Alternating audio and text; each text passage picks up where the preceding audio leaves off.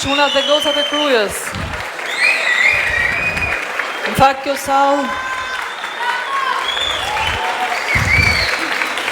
sallë është shumë e vogël për të mbajtur gjithë vajzat e djemt e Partisë Socialiste, ata që na kanë mbështetur gjithmonë, që na japin energjinë e madhe dhe frymën për të vazhduar punët përpara. Partia Socialiste dhe Edi Rama në Durrës kanë bërë shumë për qytetin, jo vetëm për Durrësin, por për Krujën, për Shijakun, për gjithë qarkun.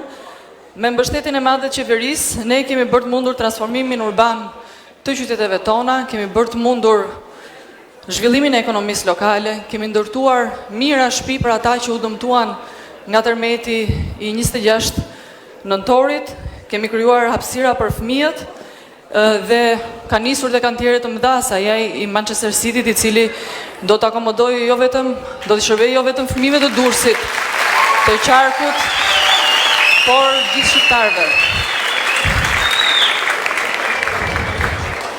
Sot nxënësit dhe mësuesit kanë shkolla shumë herë më të mira sa i kishin më parë dhe në këto 4 vite është bërë një punë sa për 30 vite bashkë në godinat arsimore në qarkun e Durrësit. Turizmi sot nuk është një motor i ekonomisë vetëm për Durrësin, por kemi parë se si kanë ulëzuar ky sektor në Krujë dhe në Shijak. Projekte transformuesme janë tashmë realitet. Durrës Marina, Hekurudha, Durrës Tiranë, të tjera do të fillojnë të bëjnë realitet shumë shpejt. Porti i Porto Romanos, stadiumi Niko Dovana do ta kthejnë Durrësin në një pol të vërtet turistik, sportiv, ekonomik. Por projekti mbi çdo projekt është projekti historik i gjithë shqiptarëve, kudo ku ndodhen, është hyrja në Bashkimin Evropian.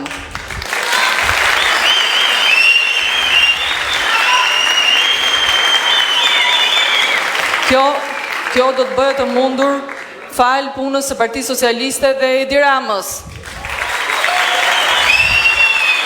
Unë jam e bindur që në Durrës do të kemi një rezultat fantastik. Do t'ja dalim që të kemi një tjetër fitore shumë madhe në Durrës në 11 maj dhe do të marrim mandatin e nënë për Partinë Socialiste dhe për Edi Ramën.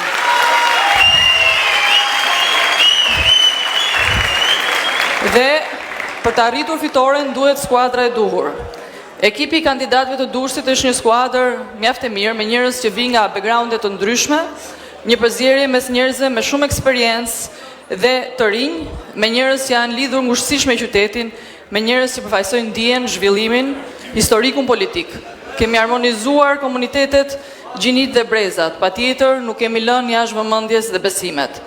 Në ekipin tonë të kandidatëve pothuajse janë 50% gra dhe 50% burra, një kombinim i qartë dhe fitues, i cili do të japë PS-s një fitore historike.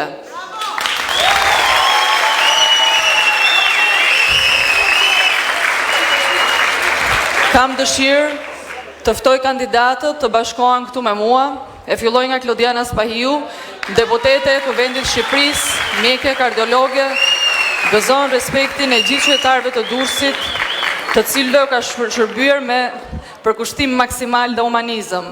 Ka një eksperiencë të gjatë në politikë, duke qenë një zë i fortë i problematikave të qytetarëve të Durrësit. Milva Ekonomi, një durrsake Demba Badem, deputete e Kuvendit të Shqipërisë, personalitet me reputacion të padiskutueshëm në qytetin tonë. Loer Kume, një i ri, intelektual dhe profesionist i qytetit, i njohur në komunitetin jo vetëm për shkak të profesionit si stomatolog, por dhe si një shkrimtar mjaft i talentuar dhe çmimi i fundit që ka marrë është ai i Ismail Kadares. Dhe është tashmë një përfaqësues i një gjenerate të re shkrimtarësh. Vjen në listën e kandidatëve të Durrësit nga platforma Deputeti që duam. Skënder Pashaj, një sipërmarrës i njohur, i cili ka lënë Italinë dhe është kthyer në Shqipëri për ndërtuar biznesin e tij, shumë i lidhur me komunitetin e zonës ku jeton, do të përfaqësojë qytetin e Shijakut. Aurora Mara, deputete aktuale e Kuvendit të Shqipërisë, është një avokate e shkolluar në Rom në Itali, ka një eksperiencë të suksesshme në fushën ligjore. Do të përfaqësojë qytetarët e Durrësit qytetarët të ardhur nga zonat veriore dhe verilindore, të cilët kanë zgjedhur Durrësin të ndërtojnë jetën dhe familjen e tyre. Arkend Balla, deputeti energjik i Durrësit në Kuvendin e Shqipërisë, bravo, i cili ka një eksperiencë të gjatë mandaturës aktuare ka mbajtur lidhje shumë të forta me komunitetin. Etleva Budini, hajde Eva, një profesioniste e suksesshme, antare e Këshillit Bashkiak më herët, drejtuese Forumit Grua Socialiste dhe një koordinatore e fortë e Partisë Socialiste.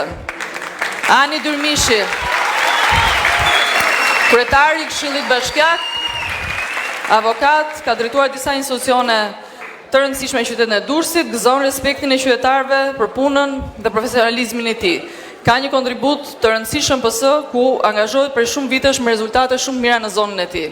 Indrit Gjoka, vjen si propozim i Partisë Socialiste, një avokat tjetër i bashkohet listës kandidatëve, suksese.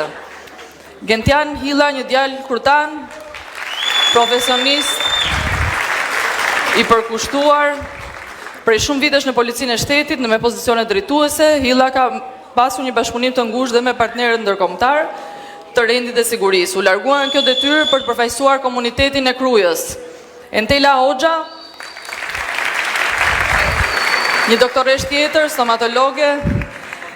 Dorina Laçi, një profesioniste e re në fushën e financës, vjen nga strukturat e Partisë Socialiste Kruj, drejtuese e FGS-s në qytetin e Krujës. Erion Meka, aktualisht deputet, suksese.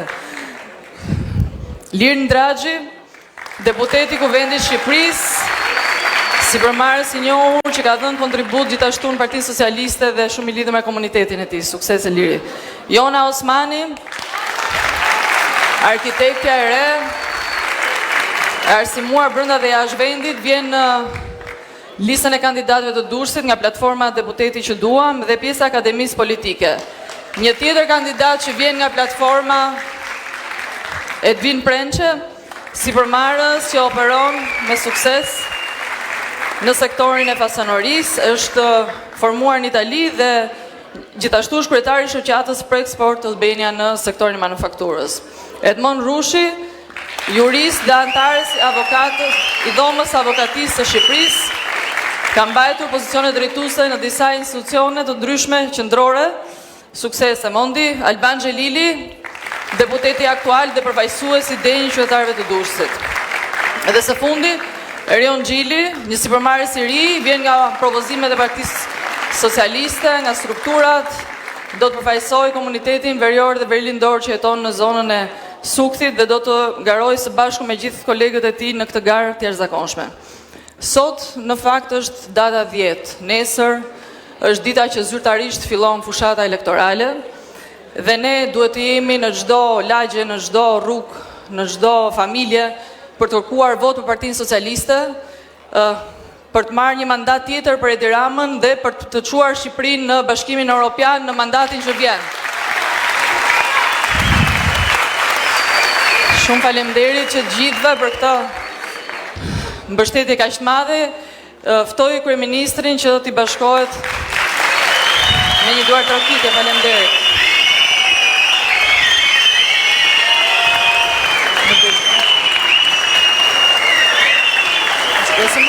Të zbresim?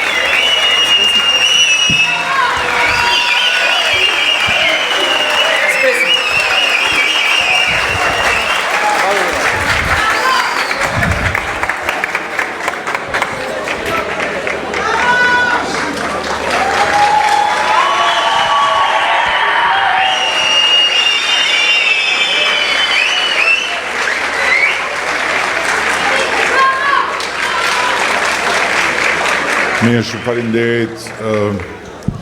faleminderit. Është takimi i fundit që bëjmë përpara fillimit zyrtar të fushatës nesër dhe jo rastësisht vendosëm që ta bëjmë këtu në Durrës me vajzat dhe djemt e Amolla, çka kemë?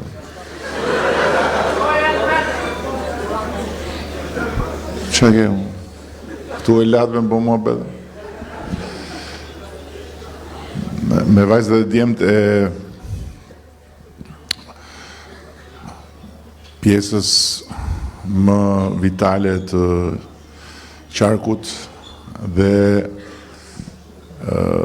tek të cilët kemi shumë arsye të besojmë se do jenë aktiv më shumë se çdo herë tjetër në këto zgjedhje. Dhe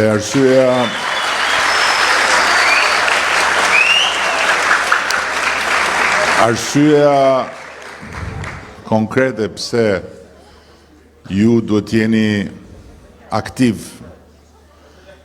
më shumë se sa çdo herë tjetër të kanë qenë vajzat e djemtë e moshës suaj në zgjedhje prej shumë vitesh tani më, është se këto zgjedhje 11 majit, janë të lidhura konkretisht më shumë se sa shumë zgjedhje deri më tani, pikërisht me ju, pikërisht me moshën tuaj, pikërisht me bashkëmoshatarët tuaj. Sepse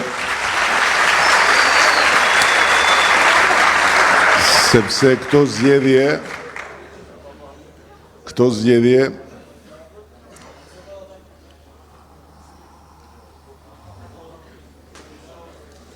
tash si e doni ju tash këtë bisedën, se s'po e kuptoj. Unë e kuptoj që u lodhët unë në kom, po dhe unë kom jam.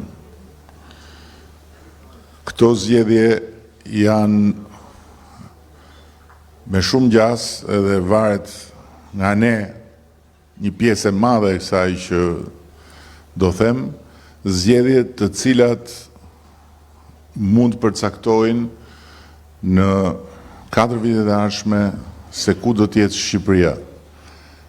Dhe nëse ne në këto zgjedhje do të bëjmë gjën e duhur, do të krijojmë një mbështetje më të madhe se asnjëherë tjetër për Partinë Socialiste, atëherë Shqipëria në 4 vitet e ardhshme do të jetë gati të ulet në tryezën e Bashkimit Evropian.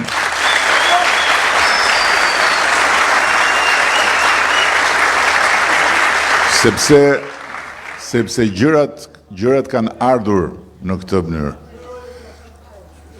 Gjërat kanë ardhur në këtë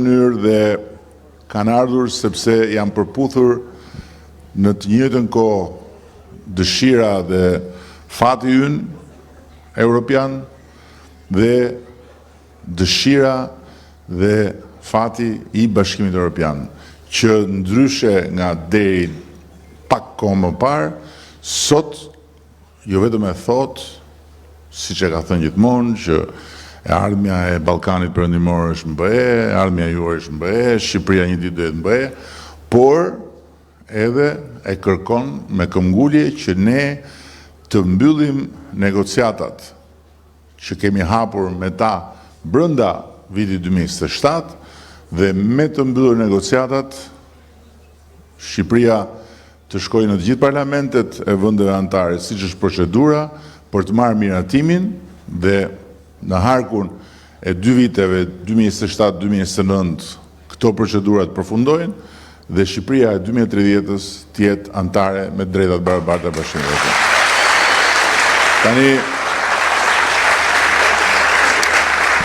Tani shumë njerëz që nuk e dinë si funksionon Bashkimi Evropian, shumë njerëz që dëgjojnë debate që bëhen në vendet Bashkimit Evropian, shumë njerëz që kanë një informacion shumë të kufizuar ose që ju besojnë burimeve jo të sigurta të informacionit, thonë po çana duhet në Bashkimin Evropian, çfarë do fitojë Shqipëria në Bashkimin Evropian, vendet e tjera që janë në Bashkimin Evropian janë të palumtura në Bashkimin Evropian, vendet do ndalin nga Bashkimi Evropian. Tani të gjitha këto në të vërtet janë shumë periferike si opinione, sepse opinioni i përgjithshëm dhe bindja e përgjithshme sot më shumë se sa ndonjëherë më parë, edhe për shkak të kërcënimit të sigurisë së popullit të Bashkimit Evropian, në kushtet e gjithë turbullirave që ka sot Europa dhe bota, është që Bashkimi Evropian jo vetëm na duhet, flas për vendet dhe për popujt që janë brenda Bashkimit Evropian, por na duhet më shumë se asnjëherë tjetër.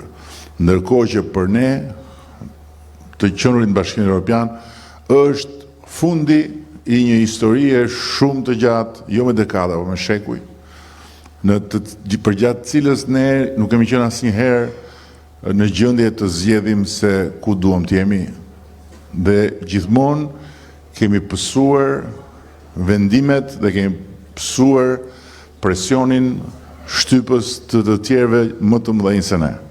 Dhe për një shekull tërë kemi kaluar nga një perandori në një monarki, në një diktaturë, dhe asnjëherë nuk ka qenë në mundësinë tonë që ne të zgjedhim, ndërkohë që qysh në krye të herës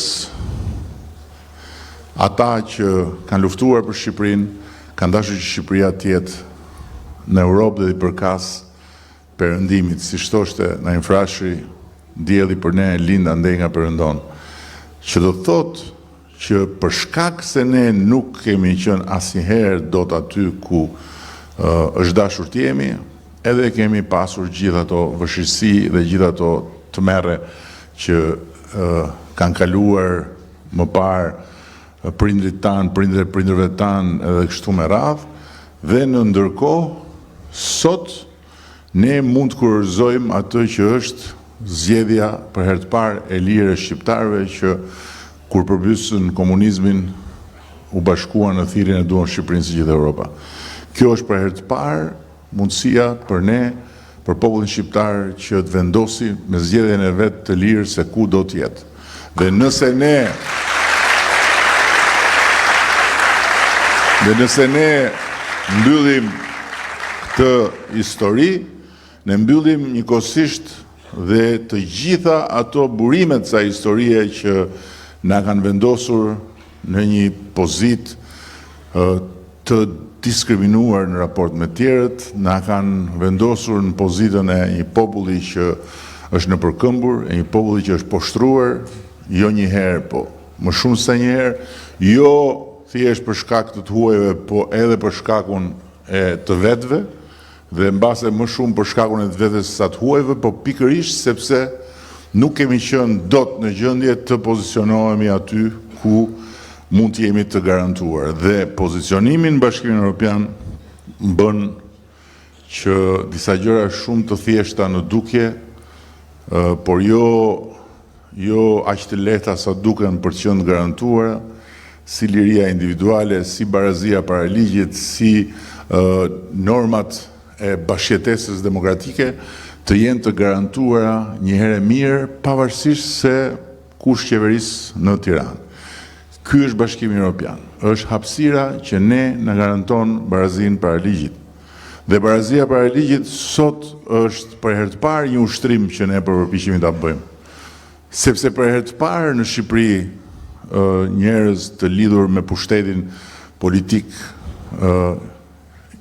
shkojnë dhe hetohen dhe gjykohen nga hetues dhe gjykatës pavarur. Kjo nuk ka ndodhur kurrë ndonjëherë në historinë tonë. Dhe pavarësisht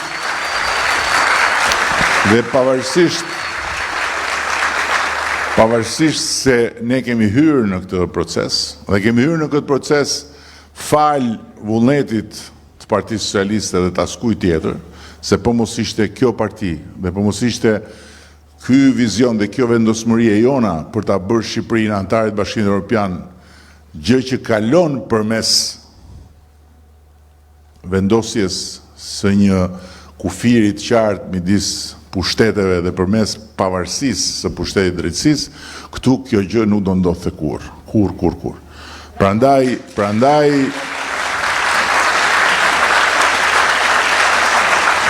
Prandaj gjithë përpjekjet që bëjnë kundërshtarët tanë, të gjitha, kundërshtarët tanë dhe të gjitha ata që bëjnë papagallin e tyre, që jo po sa njerëz keni në burg, jo po luljen e keni gjukur, thot ku i ke shokët drame, dhe është i madh fare. Për vete tek pull si makinë policie pa siren, ku i ke shokët, thot. Të gjitha janë vërtet janë të mjaftueshme për të kuptuar se sa mendjelehtë dhe sa qesharak që janë. sepse mendojnë që duke ju thënë shqiptarëve që shiko se sa veta vajtën në burg, e sa veta janë për të shkuar në burg e tjerë, shqiptarët do mendojnë që ky fakt është që një fakt që ne t'ullim kokën. Në fakt e kundërta është e vërtet. Ne jemi kryelartë për faktin që ne me vullnetin ton i krijuam kushtet këtij vendi dhe këtij populli që të shikojnë edhe këtë pjesë që nuk e kishin parë kurrë në historinë e tyre. Pjesën e një drejtësie që bën punën e vet. Dhe imagjinoni sikur reforma në drejtësi të ishte një reformë që mos prodhonte asgjë të tillë. Imagjinoni, sot do thoshin të çohemi revolucion se këtu kjo reforma që nga vetëm për kundërshtarët. Ndërkohë që reforma në drejtësi nuk është për kundërshtarët, reforma në drejtësi është për shqiptarët. Ndërkohë që gjithë këto procese që janë procese transformuese për Shqipërinë janë procese që janë në radhë të parë për shqiptarët, por mbi të gjithë shqiptarët për gjithë gjeneratën tuaj, që mos jetoj nesër në kushtet dhe me vështirësitë që kalon sot gjenerata e prindërve tuaj, pavarësisht se jetojmë në një vend të lirë dhe demokratik, por vështirësitë e krijuara nga mungesa e drejtësisë kanë qenë të tilla që i bën shqiptarët pa shpresë. Sot, nëse ka kaq shumë shpresë dhe nëse ka kaq shumë mundësi që ne të bëjmë anëtar të Bashkimit Evropian, kjo vjen edhe për këtë fakt. Por nga ana tjetër, Bashkimi Evropian nuk është thjesht një çështje lirish dhe drejtash të garantuara. Është një çështje dinjiteti të barabartë. Jo më në raport me historinë tonë, apo në raport me vetveten, po në raport me të gjithë të tjerët. Duke hyrë në Bashkimin Evropian, ju fitoni statusin e të qenurit qytetar të Bashkimit Evropian. Që nuk është e njëjta gjë si t'jesh udhëtar në Bashkimin Evropian, ose si t'jesh turist në Bashkimin Evropian, ose si t'jesh student në Bashkimin Evropian. Sot, çdo student shqiptar që shkon në Bashkimin Evropian është student i huaj, quhet student i huaj dhe trajtohet si i tillë. Dhe nuk ka të njëjtat kushte siç ka çdo student që është qytetar i Bashkimit Evropian, pavarësisht se mund të jetë francez edhe studion në Rom, apo mund të jetë italian dhe studion në Paris. Ata i kanë kushtet njësoj të barabarta. Studentët huaj nuk i kanë njësoj, kanë kuotat veçanta, kanë tarifat të tjera, kanë komplet tjetër akses në shërbimin shëndetësor dhe kështu me radhë. Me futjen në Bashkimin Evropian, duke u bërë posedues të pasaportës europiane të Shqipërisë, të gjithë studentët shqiptar janë dhe studentë europian dhe kudo ku shkojnë, pavarësisht se nuk janë në Shqipëri, po janë në cilindoj qytet të Bashkimit Evropian, janë absolutisht njësoj, jo vetëm para ligjit, por njësoj në raport me gjithçka tjetër si studentët që janë nga ai vend atje.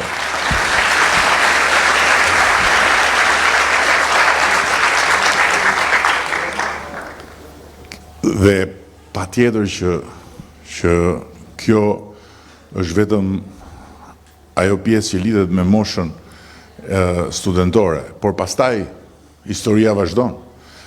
Qytetarët e barabartë të Europës kanë të drejtën të shkojnë ku duan, të qëndrojnë ku duan. Ne sot kemi drejtën të shkojmë ku duan, po s'kemi drejtë të qëndrojmë ku duan. Ne kemi lirinë e lëvizjes, nuk kemi lirinë e qëndrimit. Për një shqiptar që të qëndrojë diku, duhet të shkojë të kërkojë azil politik, duhet të shkojë të nqifet edhe të tentojë në mënyra të ndryshme që të rregullohet pa u kapur dhe kështu me radhë.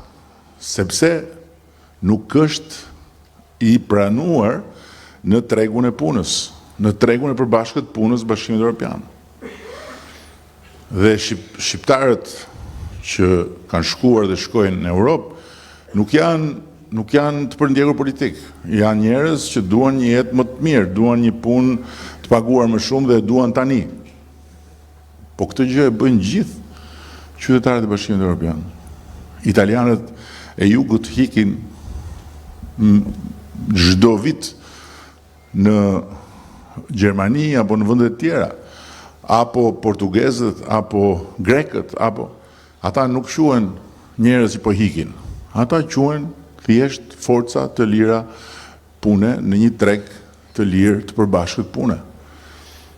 Dhe kjo bën që duke qenë pjesë e atij tregu dhe e asaj hapësire, njësoj si që jemi këtu pjesë e hapësirës shqiptare që juve për të shkuar për të kërkuar punë në Tiranë, apo për të shkuar për të kërkuar punë në Korçë, apo për të ndaluar ku doni në Shqipëri, nuk keni nevojë të merrni leje asnjëriu. Atëherë ata kanë mundësinë që të shkojnë dhe të kthehen. Nuk janë të detyruar që me që shqyqyr që e kalum kufirin tani të shkojmë të merremi edhe me gjërat më të këqija vetëm që mos kthehemi mbrapsh. Të shkojnë dhe të kthehen. Dhe në nivelin kolektiv, në nivelin kombëtar, në nivelin e qytetit, në nivelin e shtetit, futja në Bashkimin Evropian ndryshon si dita me natën, me sot, sepse në momentin që ne bëjmë antar të Bashkimit Evropian, ne marrim një buxhet ekstra si një shtet i ri antar i një familje, e cila ndahet në dy kategori: kontribusit, që janë më të mëdhejt dhe më të fortët dhe më të pasurit, dhe përfitusit që janë më të vegjëlit, më të doptit dhe më pak të pasurit. Dhe Franca, Gjermania, Holanda dhe disa të tjerë japin, nuk marrin, japin për buxhetin e Bashkimit Evropian. Natyrisht kanë përfitime që vijnë nga tregu i lirë etj, por ama ata kontribojnë. Pra, çfarë marrin më sakt është më pak se çfarë japin. Ndërkohë, vendet të tjera, deri dhe Greqia që e kemi këtu afër, marrin më shumë se sa japin. Ju kujtohet Covidi që shkruanin njerëzit që në Greqi Greku po i jep këtë, Greku po i jep atë, pse s'jepni dhe ju këtë dhe atë. Greku në fakt s'po jepte asgjë tjetër përveç se çfarë mori ekstra nga Bashkimi Evropian. Se në momentin që ra pandemia, apo në momentin që bie një fatkeqësi tjetër, Bashkimi Evropian me njëherë vjen në lëvizje dhe me njëherë shpërndan fonde ekstra për të përballuar një vështirësi të krijuar. Është si një familje e madhe ku të mëdhenjt ndihmojnë më të vegjëlit dhe ku më të vegjëlit forcohen nga kjo ndihmë. Dhe tani po ju jap një shembull shumë të thjeshtë. Ne sot, si rezultat i marrëdhënies që kemi me Bashkimin Evropian, në gjithë këto vite kemi përfituar diçka më shumë se 1 miliard euro. Nga këto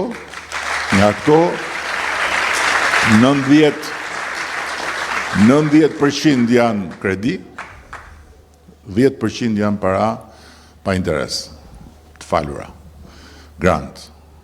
Në momentin që ne bëjmë antar të BE-s, çdo vit ne marrim më shumë se 1 miliard euro dhe nga këto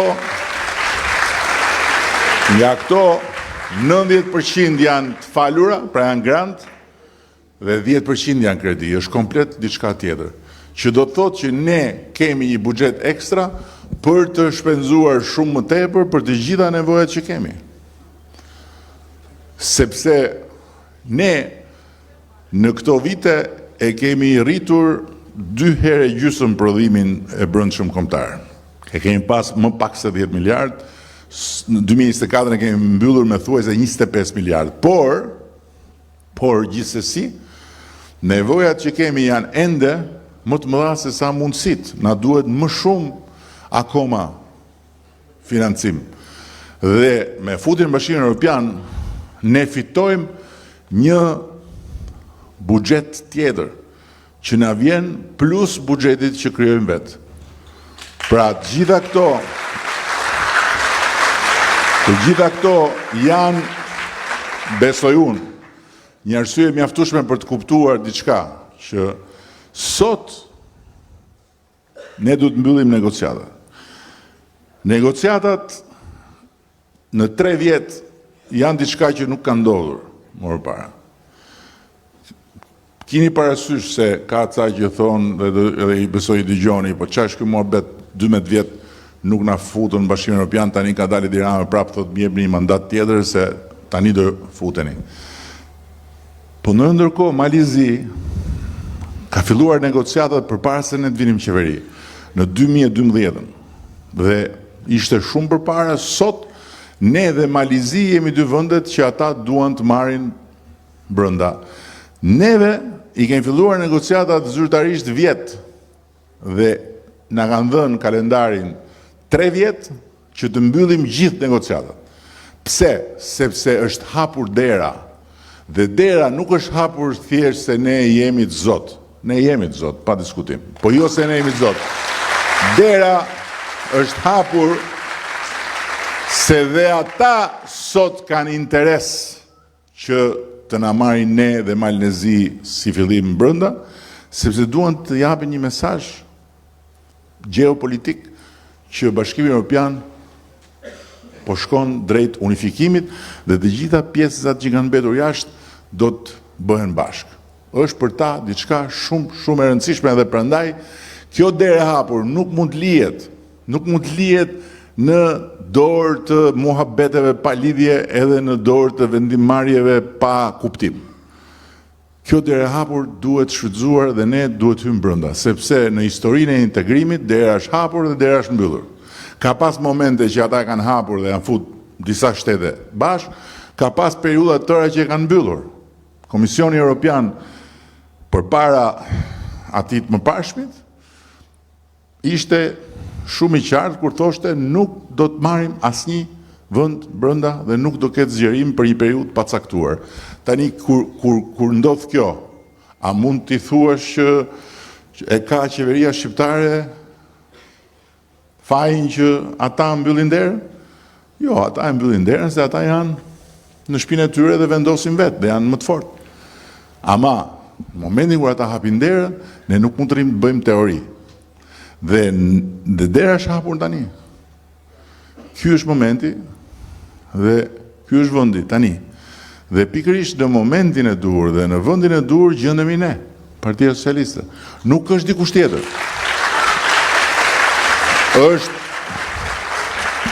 Është shumë njësoj me kohën kur në vendin e dur dhe në kohën e dur u gjend Partia Demokratike. Ata që e votuan Partinë Demokratike për të mbyllur faqen 50 vjet me sistemin komunist, nuk ishin të gjithë me PD-n. Dhe nuk është se të gjithë donin PD-n, por ama donin të mbyllnin atë faqe.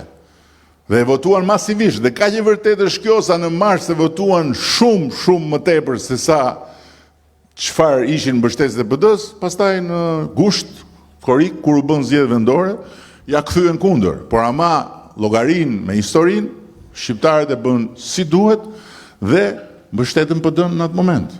Llogarin me historinë duhet ta bëjnë shqiptarët në 11 maj si duhet. Dhe prandaj ne kemi të gjitha arsyet që të kërkojmë një vot për te mbështetësve natyral dhe tradicional të Partisë Socialiste dhe për te simpatizantëve tanë. Prandaj ne duhet synojmë jo 800.000, po 1 milion vota në 11 maj, duke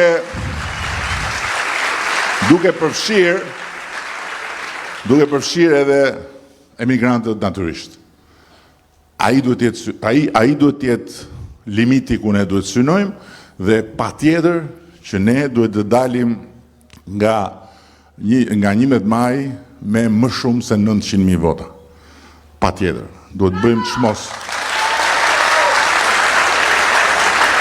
Natyrisht që është shumë e lehtë ta thuash, por është shumë e vështirë ta bësh. Ama këtu në Durrës, në gjithë qarkun, ne i kemi eksperiencat dhe i kemi arsyet për të besuar që beteja për të marrë mandatin e 9, jo vetëm që nuk është e pamundur, po është e vetmja betejë e arsyeshme që ne mund të bëjmë si Parti Socialiste. Është e vetmja betejë me kuptim që ne mund të bëjmë. Ne duhet të synojmë të marrim mandatin e 9 për Partinë Socialiste këtu në Durrës. Dhe unë kam shumë besim që ne sot që flasim jemi më afër se asnjëherë mandatit 9. Por duhet shumë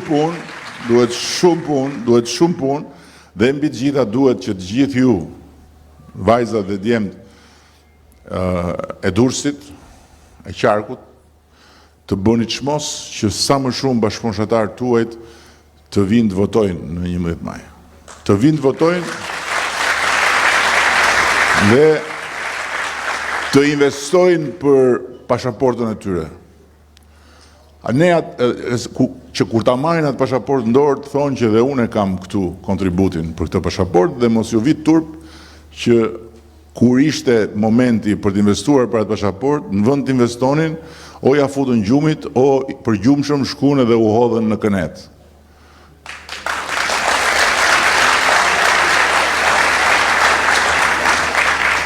Se realisht nuk ja vlen të diskutojmë për kë kemi. Në fakt nuk I kemi as përballë, ne I kemi mbrapa ata. Ne jemi përpara ata na gjëmojnë me britma e me gërhima, edhe ne tani të ndalojmë të kthehemi andej e t'ju flasim atyre është pa kuptim. Por realisht, unë kam bindjen që ata maksimumin e tyre të mundshëm e morën në 2021 dhe nuk do arrijnë dot kurrë atë rezultat derisa nuk do të dalin nga ajo kënet. Ndërkohë që ne nuk e kemi marrë akoma maksimumin ton. Maksimumi ynë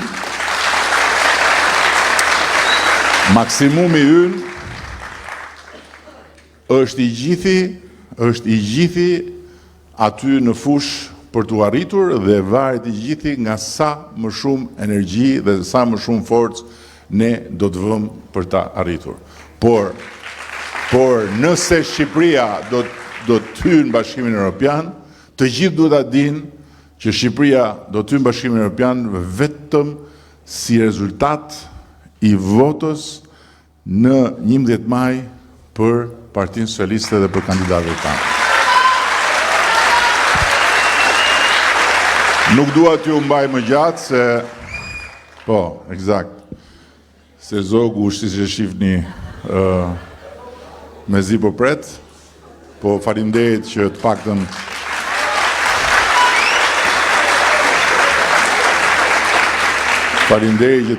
e mbajti qetësinë se e filloi shumë I turbulluar atje lart në deg. Ju falenderoj shumë edhe uroj shumë që siç ka ndodhur në të shkuarën, në të gjitha zgjedhjet, edhe në zgjedhjet që vijnë për 30 ditë, Durrësi të jetë një nga shembujt më domethënës fitores.